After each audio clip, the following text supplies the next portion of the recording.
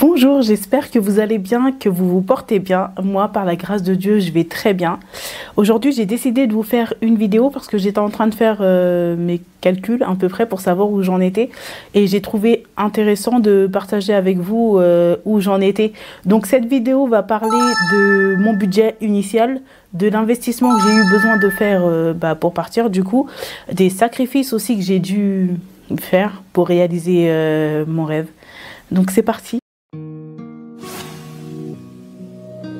Some beats on the track.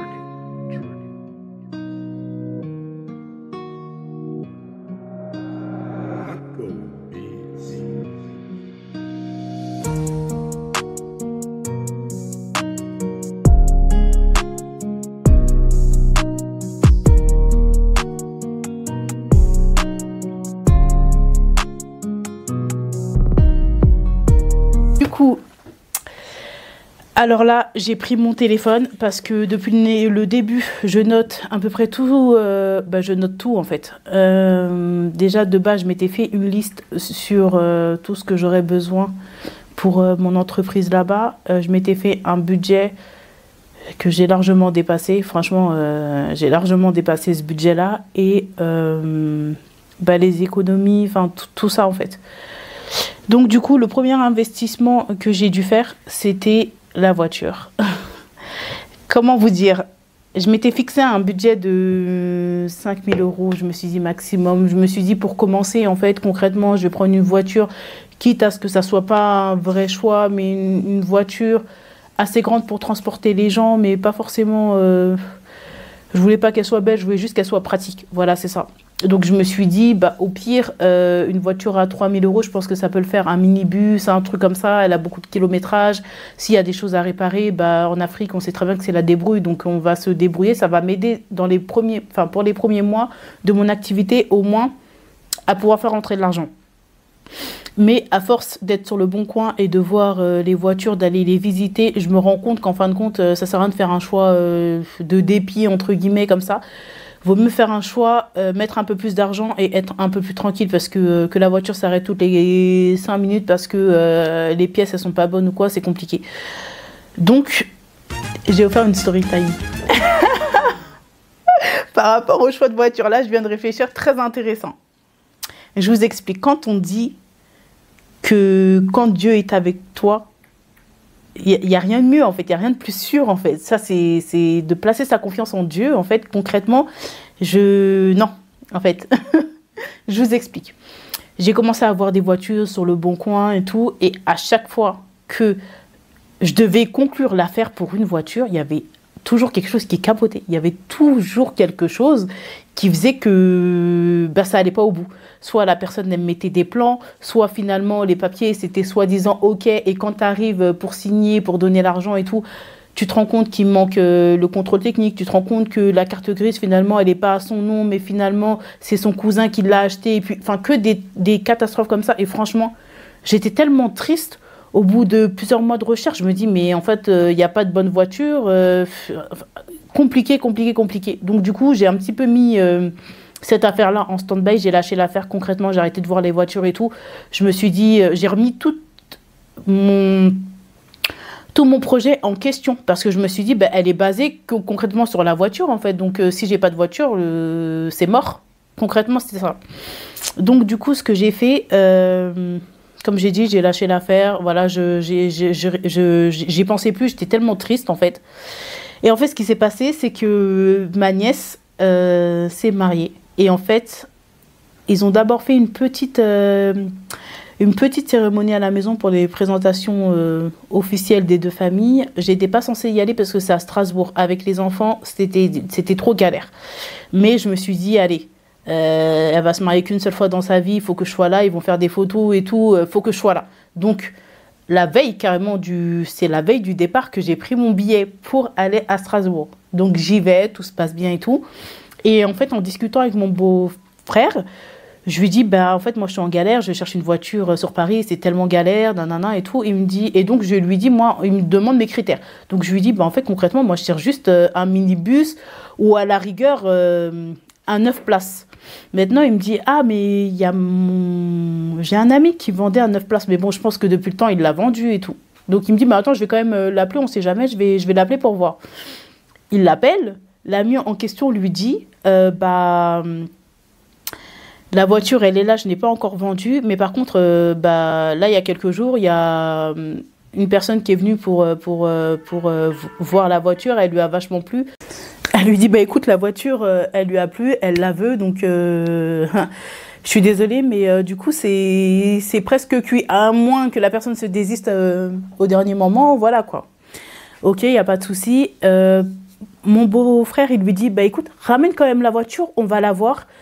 Histoire qu'elle se fasse une idée si elle veut rester sur le même modèle de voiture et au cas où la personne ça se fait pas, bah, au moins on ne fait pas perdre ton temps, on a déjà vu la voiture.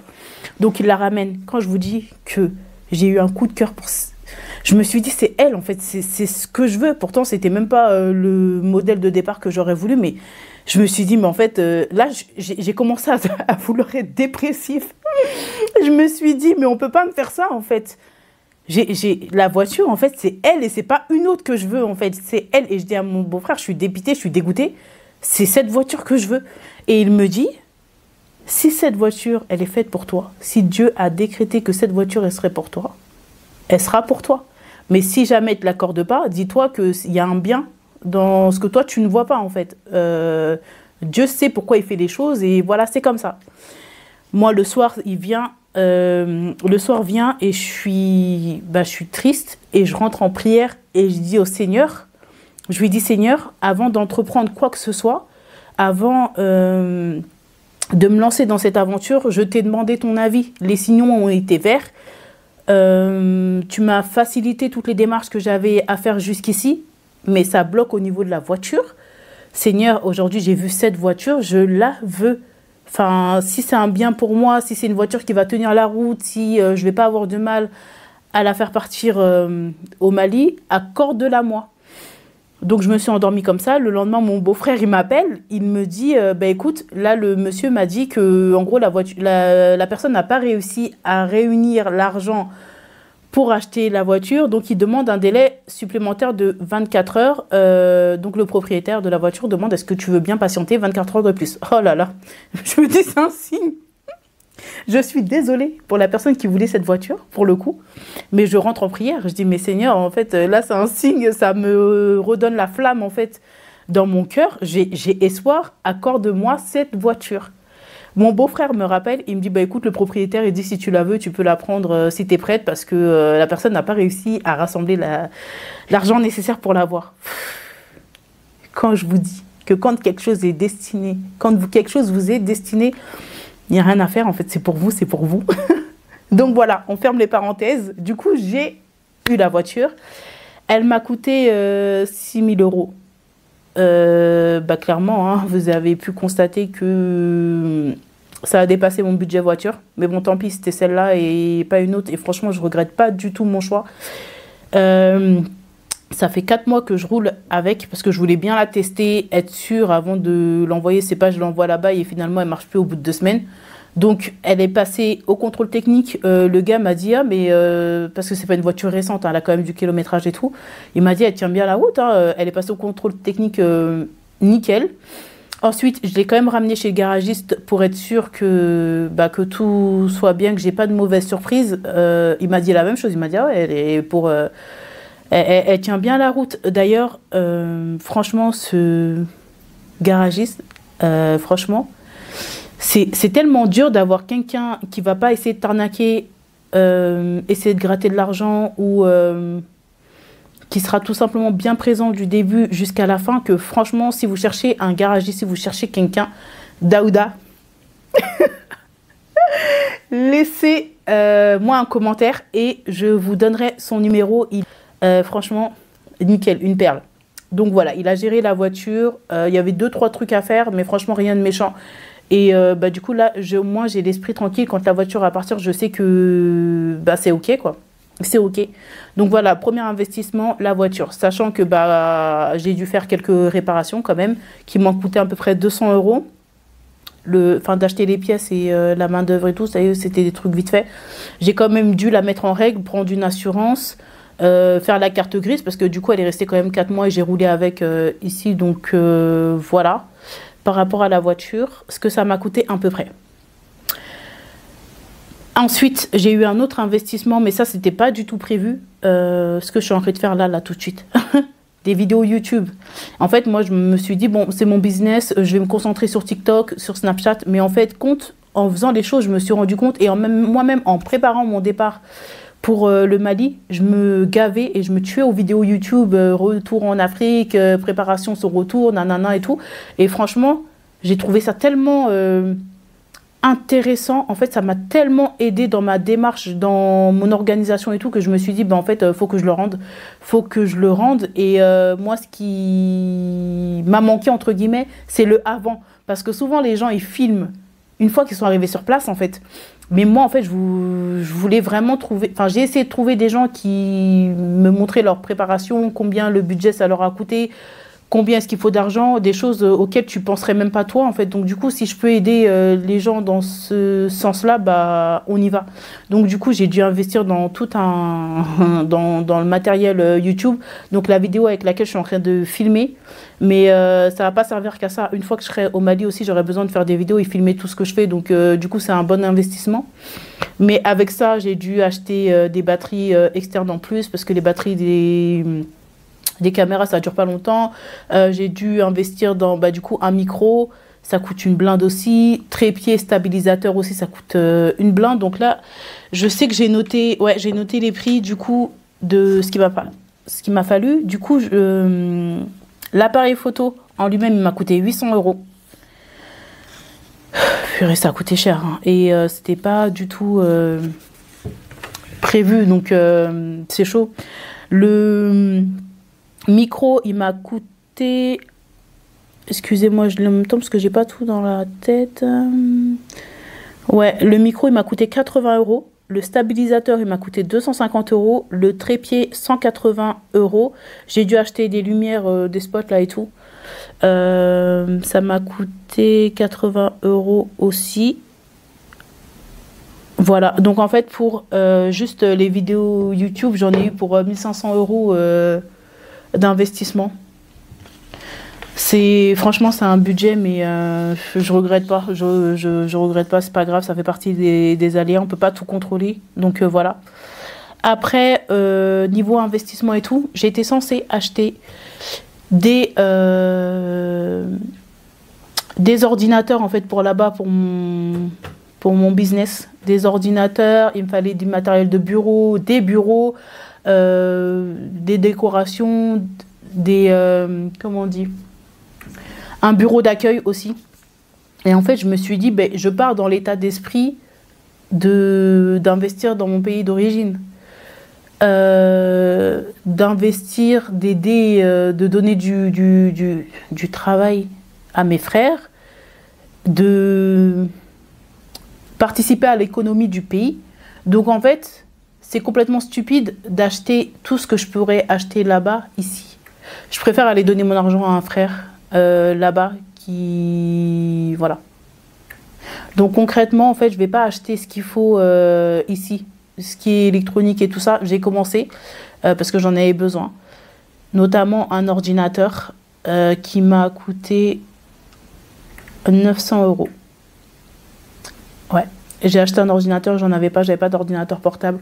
Donc ça, j'en avais besoin dans l'immédiat, je pouvais pas attendre. Mais tout ce qui me servira là-bas pour mon entreprise, j'achèterai directement là-bas. Je demanderai à des menuisiers de faire mes bureaux et tout ça. Il y a tout ce qu'il faut de ce côté-là, donc il n'y a pas de souci. Ça, j'achèterai là-bas.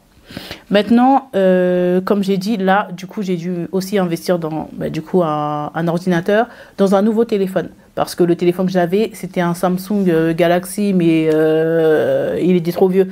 Il faisait pas des belles photos et tout, c'était compliqué.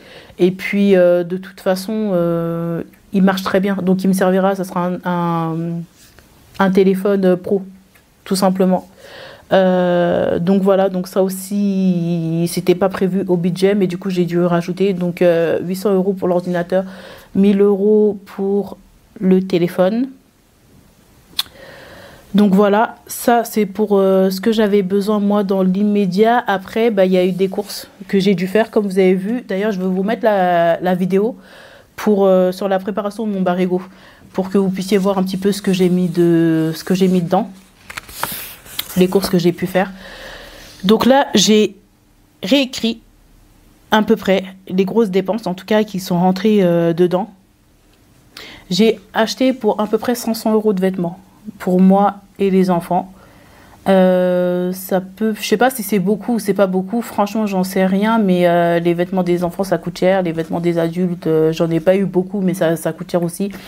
Là les enfants ils ont 1 an et 8 mois, ça grandit tellement vite que les vêtements d'été là j'ai pas pu, enfin je peux pas les réutiliser pour partir avec au Mali, donc j'ai dû refaire toute une garde-robe pour eux, pour qu'ils tiennent le maximum de temps en tout cas. Après, on me renverra des vêtements parce que, enfin voilà, on verra bien comment ça se passe. Donc 500 € de vêtements. J'ai acheté des couches et j'ai acheté que pour 3 mois, comme je l'ai expliqué dans l'autre vidéo de Barigo. Je vais pas envoyer pour 1 an de Barigo au bled comme ça. Donc en fait, tous les 3 mois, on va m'en renvoyer. Je vais voir ce qui me manque, ce que j'arrive pas à trouver sur place. On me renverra. Mais sinon, voilà. Donc pour 3 mois, j'ai eu besoin à peu près de 7 paquets de couches. Ça m'a coûté 266 €. Le lait de mon dernier, du coup, j'ai acheté 12 boîtes de lait. Ça m'a fait 240 €. Des lingettes, j'ai acheté 4 paquets de 3 lingettes en fait. J'en ai eu pour à peu près 100 €. Et ensuite, après, bah, du coup, il y a eu la nourriture que j'ai mis dedans, quoi. La nourriture, bon, il n'y en a pas eu pour beaucoup, mais bon, en gros, ce que j'ai mis dans les barigots, j'en ai eu pour à peu près... Ce que j'ai mis dans les barigots, plus les vêtements. Parce que les vêtements, je les ai pas mis dedans. Il n'y avait pas assez de place. Donc, j'en ai eu pour 2000 € à peu près de choses à acheter d'avance. Quand je suis en train de lire ça, je me dis, c'est énorme. On pense pas à toutes les petites dépenses qu'on va faire, mais c'est ça qui nous tue en fait. Parce que moi, dans mon budget, j'ai pas compté mes dépenses personnelles. J'ai compté vraiment ce qu'il m'aurait fallu pour mon entreprise une fois arrivé là-bas. Mais en fait, je me rendais compte au fur et à mesure que ça passait, que j'avais besoin de certaines choses avant de partir. Et c'est ça là qui est en train de... Laisse tomber. Donc, pour l'investissement aussi, les billets d'avion, les visas, il a fallu faire les passeports aussi, les passeports.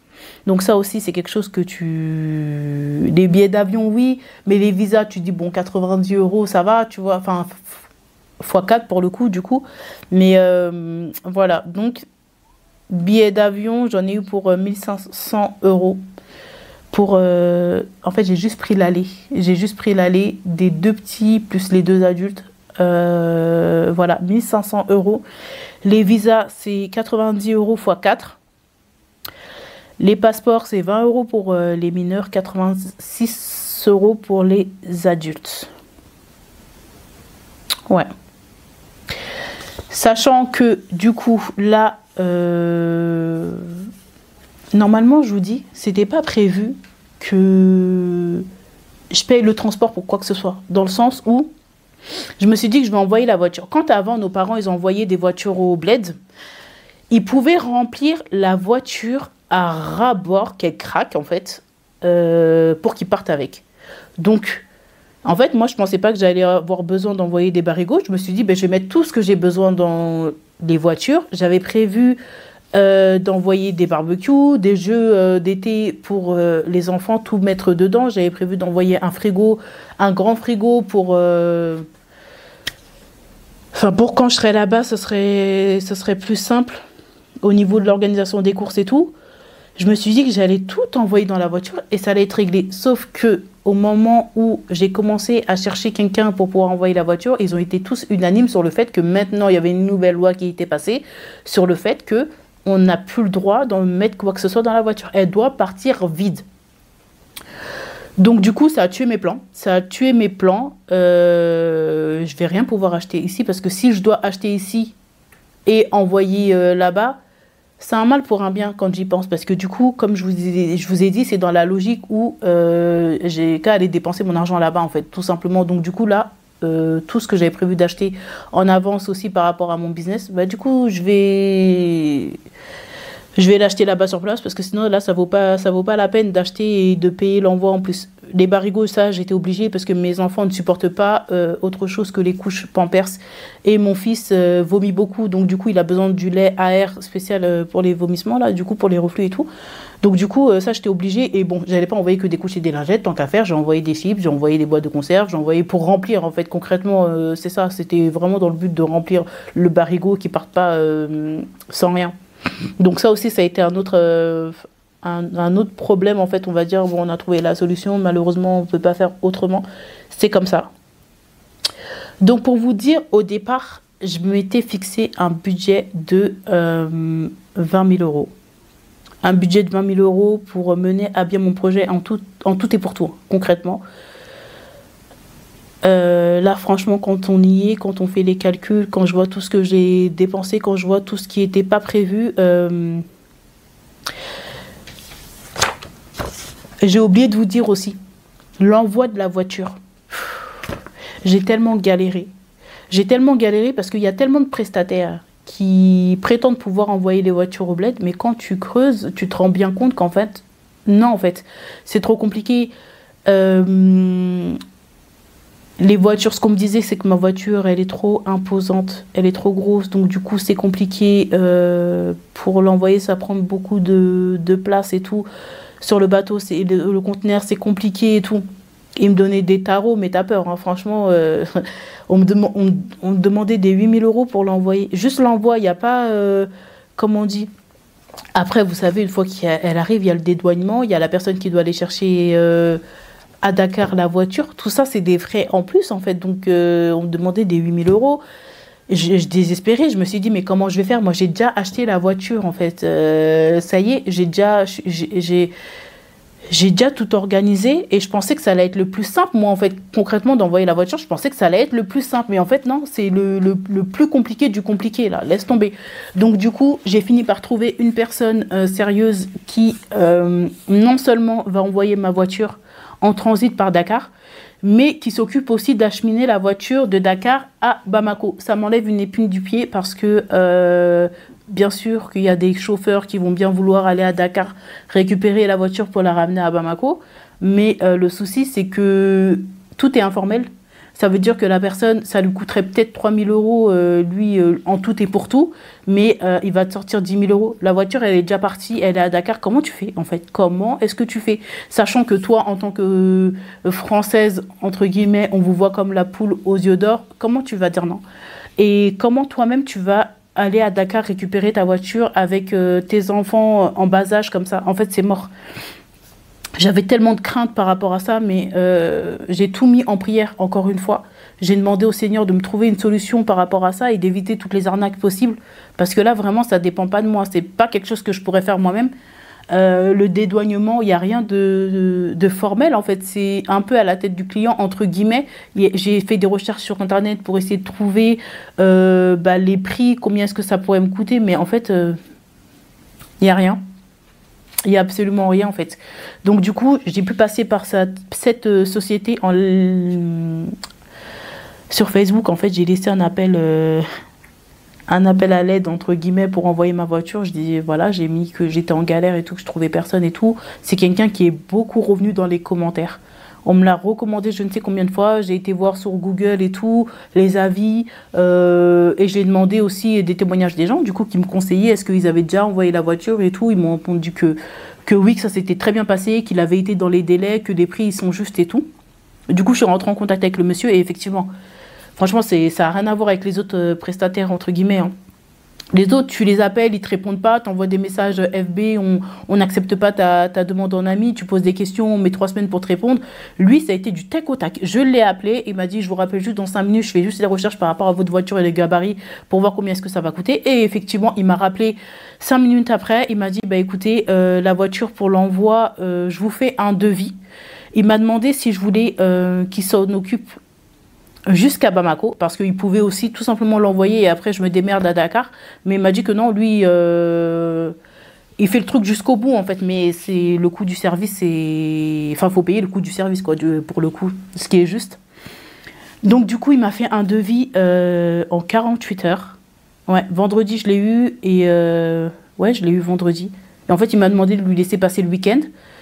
Donc du coup, lundi, il me renvoie un message. Oh, un devis, mais détaillé, t'as peur. Envoi de la voiture. Une fois que la voiture, elle est là, carrément, moi, enfin, quand il m'a dit qu'il la ramène jusqu'à Bamako, je me suis dit, bah, il va me la ramener jusqu'à Bamako, mais pour le dédouanement et tout, je vais devoir me démerder, entre guillemets, lui faire confiance, les yeux fermés. Je le connais pas, c'est compliqué. Mais là, il m'a dit, non, en fait, il a l'habitude, pardon, d'envoyer des voitures. Ils en envoient plusieurs par mois. Et d'autant plus à les ramener à Bamako. Donc, il m'a donné le prix du dédouanement.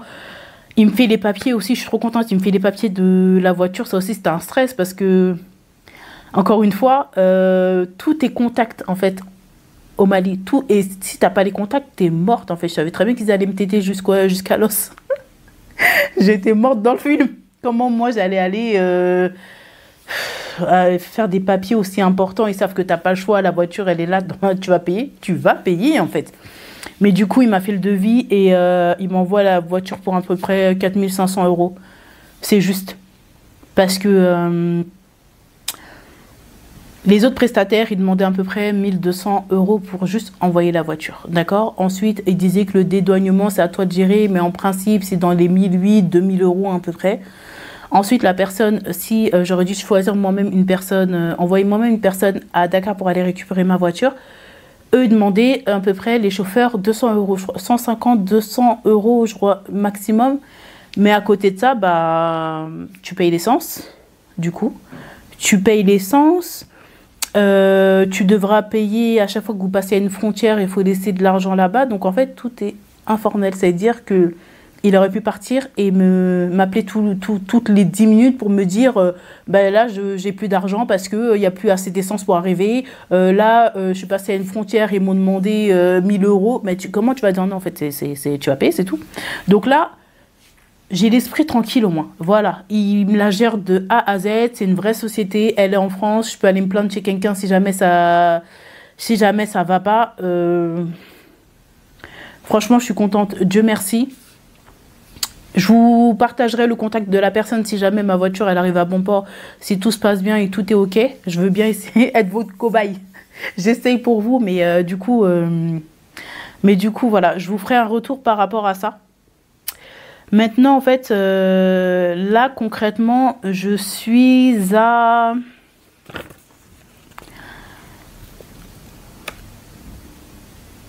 18 000 euros. À peu près. Ouais. Je suis à peu près à 18 000 euros de dépenses. Vous avez vu, je vous ai détaillé un peu. Et en fait, le un peu, je suis à presque 18 000 euros de dépenses. Sachant que là, je suis pas partie. Il n'y a pas encore... une fois que je serai sur place, en fait, il faut que je vive. Il faut que je vive, en fait, sur place. J'ai beau retourner le problème dans tous les sens et me dire où j'ai merdé, où j'ai investi que c'était pas nécessaire, mais en fait tout était nécessaire de A à Z. J'ai pas fait de folie. J'ai acheté le strict minimum, mais voilà, je suis à 18 000 euros à peu près, ouais, 17 000 euros et quelques quoi. Donc sachant que quand je vais arriver là-bas, il va falloir que je meuble le local, il va falloir que je paye le local, sachant que en Afrique, tu payes 5 ou 6 mois d'avance de loyer, ouais, plus les frais d'agence. Tu vas aménager le local, tu vas devoir faire des travaux si c'est pas à ton goût. Tu vas devoir vivre là-bas, toi-même tu vas vadrouiller, tourner avec la voiture. Faut mettre de l'essence. Il y a les aléas de la vie, voilà. Donc ça va être chaud. Ça va être chaud. Je suis confiante. Moi, je sais que le bon Dieu est avec moi. Je lui ai demandé, il m'a répondu oui, donc on y va. On va prier et c'est lui qui me donnera ma subsistance. Il n'y a aucun souci à ça. J'ai pas peur. J'ai pas peur du tout. Je pars le 30 décembre, si Dieu veut. J'ai fait exprès de partir vraiment à la fin, de fêter le nouvel an là-bas, une nouvelle année, voilà. Un nouveau monde, une nouvelle vie pour nous. Donc du coup, voilà. Ça y est, j'y suis presque. Je suis à pratiquement un mois du départ et franchement, j'arrive pas à y croire, quoi. Il y a un an en arrière, c'était tellement lointain que là, j'y suis. Je stresse un peu. Je suis tellement contente en même temps. Mais j'y suis, quoi, ça y est. Ça a été très dur, d'autant plus que j'ai caché à ma famille les choses. Ils savent pas. Ils savent pas que je pars pour partir. Ils savent pas que j'ai un projet que j'ai travaillé pendant un an. J'espère sincèrement que vous m'en voudrez pas. Là, je m'adresse directement à vous, hein. J'espère que vous m'en voudrez pas. Mais vous me connaissez, vous savez que ça fait des années que je dis que je vais partir, que j'ai eu 50 000 envies, 50 000 bonnes fausses idées, on va dire, de partir et que je l'ai trop dit. Je m'en vais, ça y est, c'est bon, cette année, je me casse. Ça y est, cette année, mon projet, c'est ça. J'ai trop parlé. À chaque fois, j'ai tellement parlé, j'ai tellement dit et à force, je suis là.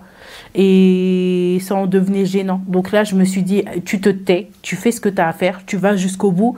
Et au final, peut-être qu'ils t'en voudront pendant quelques temps, mais au final, ils seront tellement fiers de toi une fois que tu seras là-bas, une fois que tu auras accompli ce que tu as accompli, une fois qu'ils verront les vidéos YouTube, une fois qu'ils verront que bah, tu es installé et que bah, tu as eu raison.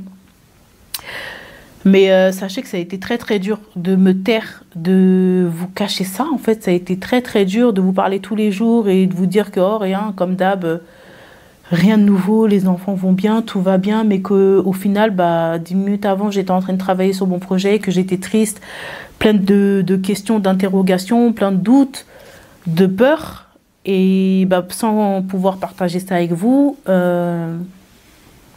Franchement, je vous demande pardon. Je vous demande pardon, j'espère que vous me pardonnerez, mais bon, voilà. Et aussi par rapport à... Parce qu'il faut savoir que... C'est bon, je ferme la parenthèse. Faut savoir que moi, maintenant, en parlant de sacrifice, je suis quelqu'un de... J'ai trop la main facile, en fait. J'ai trop la main facile. Je suis pas vraiment dépensière pour moi-même, mais vraiment pour mes enfants, ma famille. On m'appelle pour une cotisation, quelqu'un n'a pas mangé là-bas, quelqu'un a besoin d'un nouveau canapé, je sens que c'est difficile, quelqu'un a besoin d'une nouvelle voiture, mais il n'y a pas de souci. Quand je peux. Mais là, en fait, toute cette année, je savais que tellement que... Enfin, c'est des économies, mais j'ai économisé sur tout, je réfléchissais sur tout, même à me demander... tu m'invites, viens, on va manger au grec ou quoi. Je me dis, un grec, c'est 10 balles avec la boisson, je préfère économiser, c'est 10 euros, clairement. Au bled, avec 10 euros, c'est bon, je vais manger pendant 3 jours, tu vois. En fait, tout était calculé par rapport à mon projet. Donc, quand on m'a appelé, mes belles-sœurs et tout, au bled, on a un uniforme, on a besoin de vêtements, on a besoin... Et que je disais oui tout le temps, et que là, j'ai dû fermer les robinets à tout le monde. C'était très dur pour moi de me dire que j'ai l'argent. L'argent, il est là. T'as 10 000, 15 000, 20 000 euros qui est là, qui dort. Eux, ils ont juste besoin de 20 euros et tu dis non. C'était tellement poignant, c'était tellement triste pour moi, mais je me disais non, sois forte en fait, c'est ton projet, c'est ton avenir, c'est l'avenir de tes enfants, sois forte, ils seront fiers de toi plus tard quand ils auront... Tu réussiras et ils profiteront, ça profitera à tout le monde. Va jusqu'au bout. Donc, les cotisations que j'ai pas pu faire, ne m'en voulez pas. Ne vous dites pas... elle a investi tout ça, c'est de l'argent sans être de l'argent, 20 000 euros, c'est que dalle. T'as l'impression que c'est de l'argent comme ça, mais vous voyez bien, là, quand je fais mes calculs, que c'est rien du tout. Franchement, c'est rien du tout, mais quand tu te rappelleras que on m'a demandé 15 balles et que j'ai dit non, et que tu penseras, ouais, mais en fait, c'était juste, tu vois, parce qu'elle avait mieux à faire. Ouais. J'espère qu'on me pardonnera et que j'arriverai à arriver où je veux arriver et que on se rappellera plus de toutes les fois où j'ai dit non, parce que Dieu va nous donner un avenir meilleur où des 20 euros, je vous en donnerai à l'appel. S'il plaît à Dieu. Que Dieu nous facilite. Je vous fais des gros bisous. J'espère que cette vidéo vous aura plu. J'espère sincèrement que ça vous aura aidé. En tout cas, moi, je suis contente et je suis fière de partager ça avec vous. Donc, n'hésitez pas à liker, ça donne vraiment du courage. Abonnez-vous et mettez cloche de notification pour ne rien rater de mes vidéos et que on soit ensemble, mais jusqu'au bout de cette aventure. Merci beaucoup. À bientôt, j'espère.